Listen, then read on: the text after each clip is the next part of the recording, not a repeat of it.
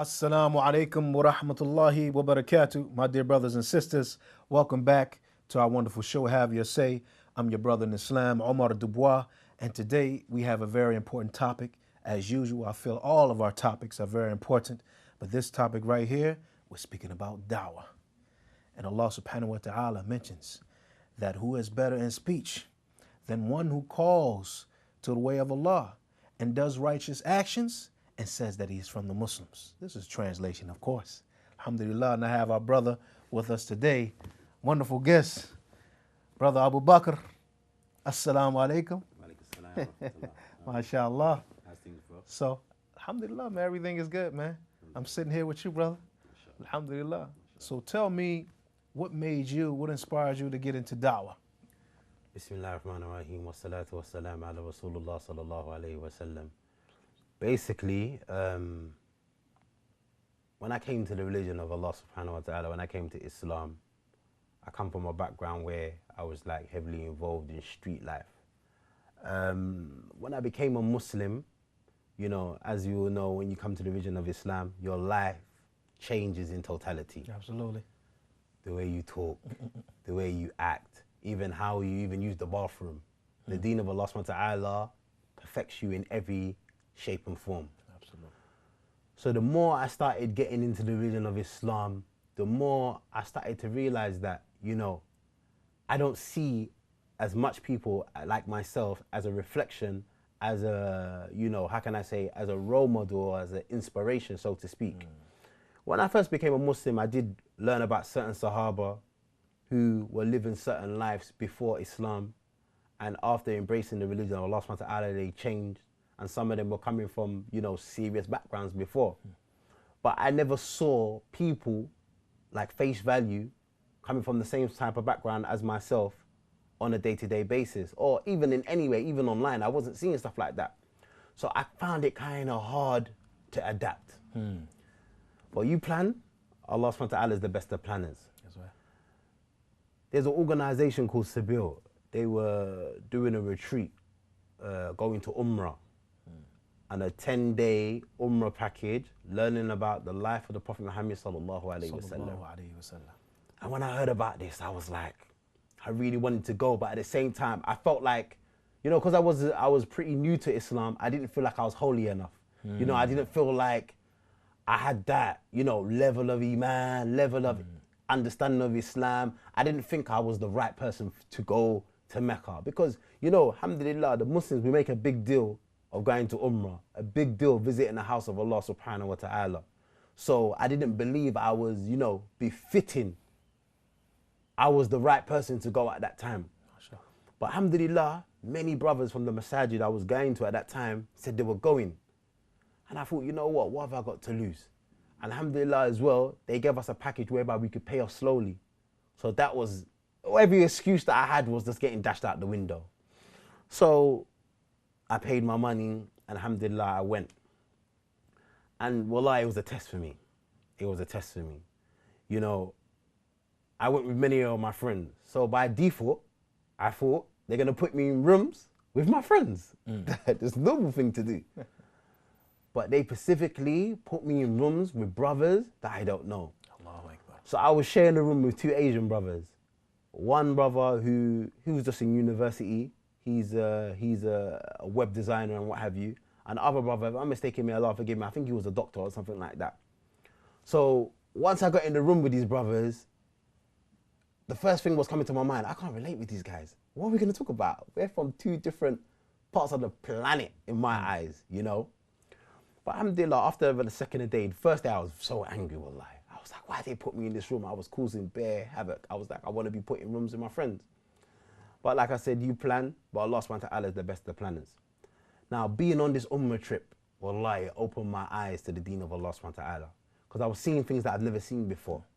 Now, I've been to many funerals in my life. Many funerals I've been to where my friends have been murdered on the street and what have you. And I've seen their janazas and whatnot. But when I went to Mecca and Medina, I've never seen janazas like that in my life. Every salah, Fajr, Dawah, Asr, Maghrib, Isha, janazah prayer. 3 bodies, 6 bodies, Wakes you up. 7 bodies. Bro, I was dazed. I was confused. I was like, I know death was real, but I experienced this the same thing, yeah. this was second to none to me. This was blowing my mind away, and it was actually making me really scared. To make me think that, you know what? After every salah, I'm seeing a body getting carried to the grave. And alhamdulillah, I was following these janazas. I was following them to the graveyard. And that was another experience that I've never experienced before, because here, when we're burying someone, it's a big procedure. Loads of people are there, big speech. They're using all this big machinery to, you know, cover over the body and whatnot. But there was nothing like that. The first thing I saw was how people were carrying the coffins, 4 to 6 people carrying it, and they're running with the coffin. I said, SubhanAllah, what is this? I said, what is this? Then you go to the graveyard and you see that obviously the grave's already been dug already. Then you see everyone gathering around to help. You know, normally the funerals I've been to, you can't get involved in these type of activities. Everyone's getting involved trying to help, lowering the body into the ground. And then by hand, I'm seeing people gathering the dust. Quickly, before you know it, the grave was covered. SubhanAllah. And one of the things what amazed me was being in a graveyard, and this is strange, it's ajib to say, but having tranquility. When I was in Jannah to Baqi in Medina, my heart felt at ease. It felt like home. And that's a weird thing for me to say at a funeral, at a graveyard, to say I feel at home. I was at Jannah to Baqi, and I felt something in my heart. I felt like, you know, if Allah's pleased with me, take me now. And that's not something I was used to saying. MashaAllah. So after seeing all this and, you know, performing Umrah and what have you, every day I started saying to myself, look how many brothers I know from the streets who ain't changed their life, who are not taking this religion serious. How can I make them see the same things that I'm seeing now? And I knew that I can't afford to bring them here because it's not a simple procedure. So I was thinking, what could I do? And like I said, there was a few brothers who were there who were close with me. And I said to them, you know what? I want to start giving dawah. And they laughed. And I laughed as well, because my personality, anyone knows me, I'm not a people's person. Before Islam, I stick with my friends, my circle. I don't mix and intertwine with people that I don't know. So one of the things my friend said to me, he said, bro, you're not built for dawah, because you don't like talking to people you don't know. So how are you going to give dawah? I said, I don't know, but I'm going to do it. You're gonna make it happen, I'm going to make it happen. And he was like, bro, they didn't believe in me. Now listen to this. You remember I keep mentioning, you plan, but Allah subhanahu wa ta'ala is the best of planners. That's right. One of the brothers I was in the room with, what does he do as a profession? He's a web designer. Allahu Akbar. So when I started talking to him about dawah, he said, listen, I can make you a website. I said, no way. He said, yeah, it's easy. Allah opened the door for you. He said, I can make you a website for cheap, however you want it. I started giving him my ideas. I want a website what looks attractive to people from the street. I want it youthful. He said, no problem, easy. So day by day, I was thinking about it, and we were discussing this every single day, and I was disturbing him, to be honest with you. His name's Osama. May Allah bless him and give him good. Ameen. All night I was disturbing him. So, bro, how are we going to do the website? How are you going to make it look? He must have been thinking, this guy's driving me crazy. But I was so excited. Now, after leaving Umrah, we came back to the UK, and I got in contact with Osama. I went to his house, and we started working on the website. We got the website done. Now I was thinking, okay, what's the next move? Because I've never done nothing like this before. So I said, you know what? I had so many ideas. I want to do this, I want to do that. But I said, you know what? I want to make videos of people who have come from a bad lifestyle, and the religion of Islam, only the religion of Islam has made them changed. So I said, what's the best thing I can do? Start doing revert stories. So I saved up some money. Saved up about £600, if I can remember, 500, £600. I went and bought a HD camera, handheld camera. That was a 550D? No, it wasn't a 550. I didn't even know about, listen, I didn't even know about them cameras then. It was a video camera, just a HD video camera. Okay. Then I started reaching out to people that I knew from the streets and say, yeah, who have changed. Say, let me tell your story. So I'll just go there with my camera. I got a tripod. I'll just set it up. No audio, no nothing. Don't know what I'm doing.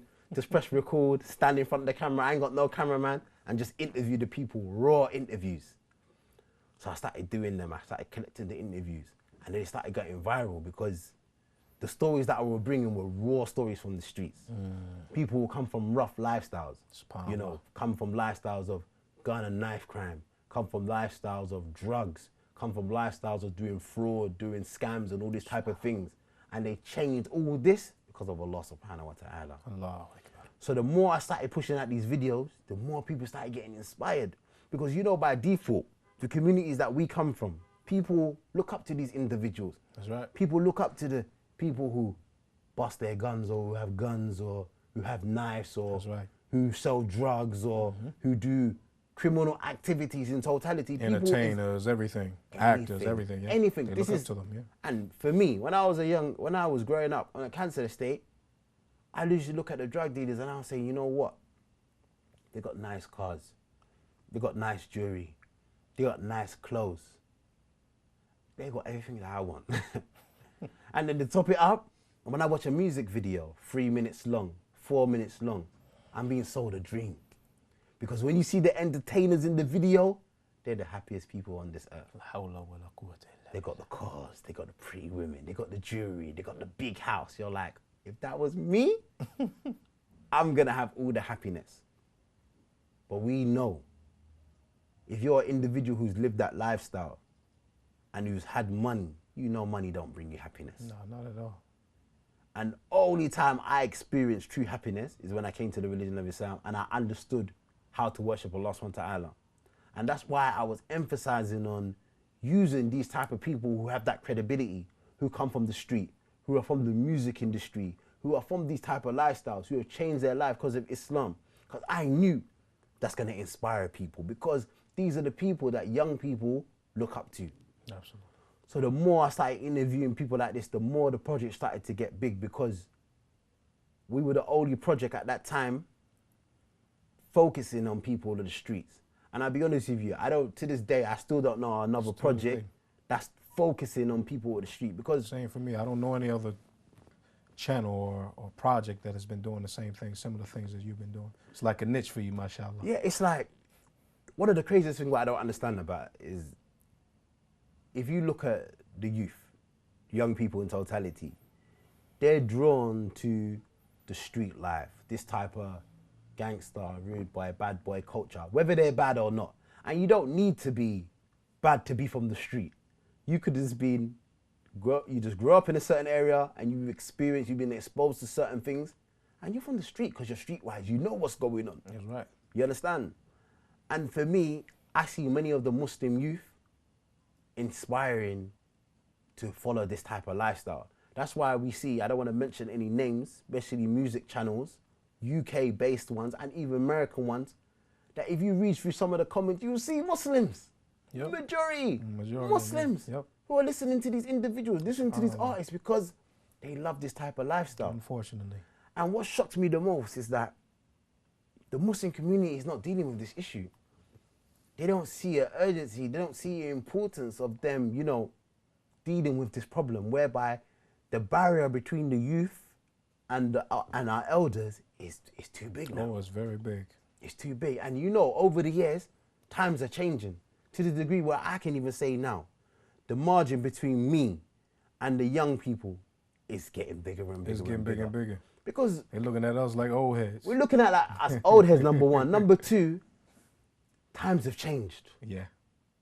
Oh, my times have changed. And we have to be honest with ourselves. Like, the things I was doing when I was 19, 20, and what the youths are doing at 19, 20 are completely different. And one of the main reasons because of this is social media. Yep. It's social media, because I think to myself, when I was 19, 20, having 30, 40, 50,000 pounds cash, the only way you would know that I had this type of money was maybe because you saw my vehicle, or you saw me in a nightclub with Cristal, or you saw me with a Rolex. What was your age? 19, 20. SubhanAllah. But now, look at the same youth who were coming from the same lifestyle as me. They got social media. They don't even need to leave their house. Nope. So you have young kids, you know, pretending on Instagram. Yeah, I'm busy. And they got a big stack of £50 notes. Maybe they got 10 grand there and they're just talking, pretending it's a mobile phone. Yeah, I'm just busy right now, pretending online. And living this dream that, once again, like you said, they seeing on TV. They're acting it out. They're acting it out. Even though they faking. Bro, it's so But deep. nobody knows. Nobody don't know. But a lot of people do know, but majority don't know. Right. You understand? To the degree whereby you have people, young people, going to showrooms, sitting inside a vehicle that's not theirs. They're in a showroom and making an Instagram video. Allah. La ilaha illallah. This is how the problem has gone to a next level. And for me as an individual, we try our best to do dawah. But like I said, the margin is getting bigger and bigger in regards to the divide of technology and the things what's happening on a day-to-day basis, and what people are, you know, doing on a day-to-day basis, the things that we never would have done when we were youth, you know. Now, to be a clown is a popular thing now. When we were young, you couldn't clown. You couldn't clown, yeah. You couldn't clown, bro. You understand? If you were clowning, you'd be in trouble. Yeah. But now clowns are cool. When we were younger, men couldn't wear stretched jeans. Now, most of the men you see wearing stretched jeans. That's common. Even if you look at the music industry, when we look at the gangster rappers that we used to aspire to be like when we were younger, the way they looked, and the way you see the gangster rappers, the way they look now, it's completely different. It's completely different. Completely different. It's completely different. We're in a complete different era now. Yep. You know? Wearing a completely different costume and everything. And because it's a costume. It all was an act then and it's an act now. Many times. You know when you say it's a costume, it's deep that you say that, because a lot of people don't understand that. They don't understand that. It's entertainment. It's entertainment. It's a costume. And it's a modern day minstrel, and people don't understand it, you know? I'll tell you one thing. When I tell some young people that, you know, we have a jewelry shop in central London here, and you can rent jewelry for the day.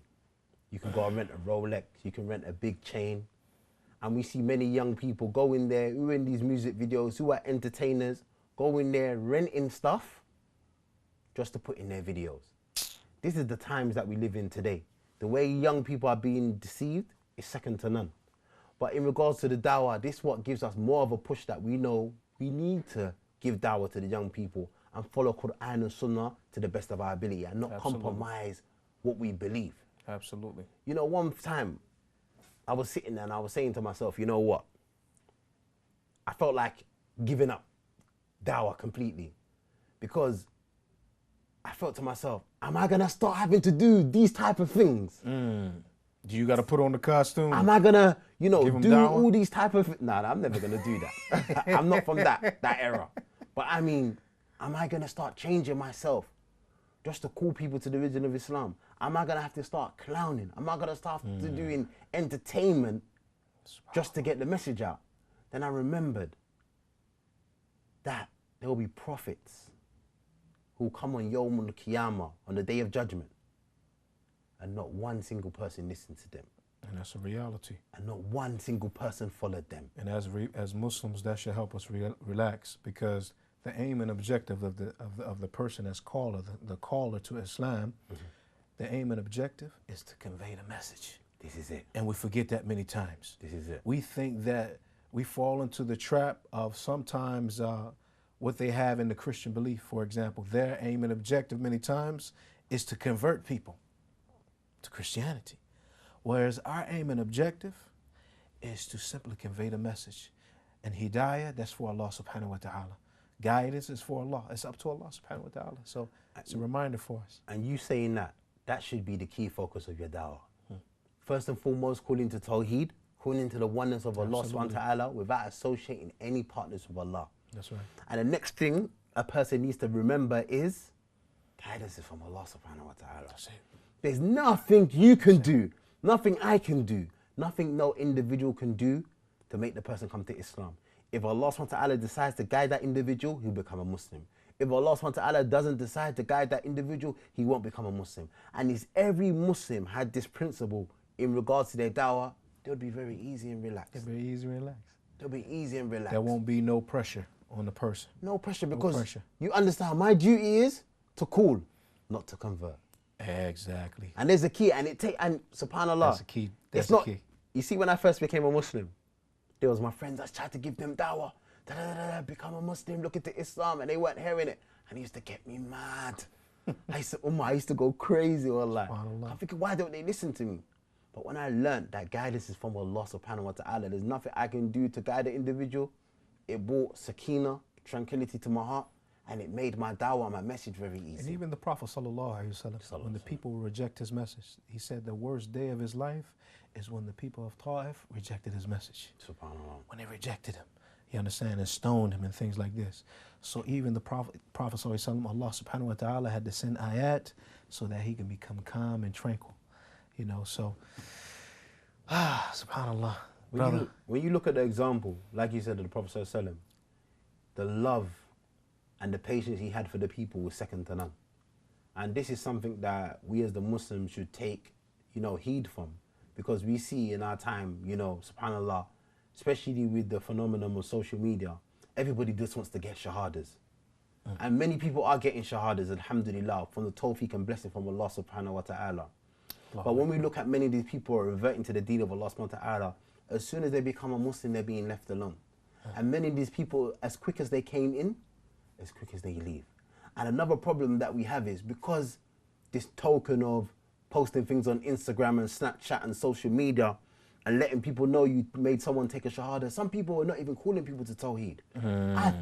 I know of Muslims who believe that Jesus was the Son of God. And they're Muslim.